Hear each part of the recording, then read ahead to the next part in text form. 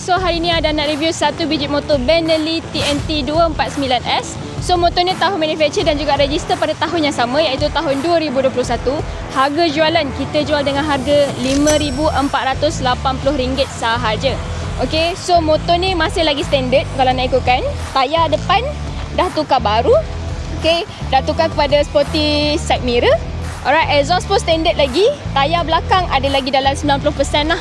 So sekarang ni ada nak belanja sikit bunyi Benelli TNT 249S ni macam mana.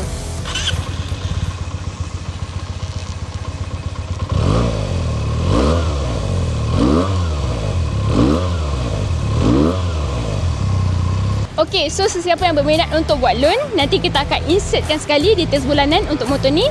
Saya rasa itu saja saya ada PO Motor. Bye bye.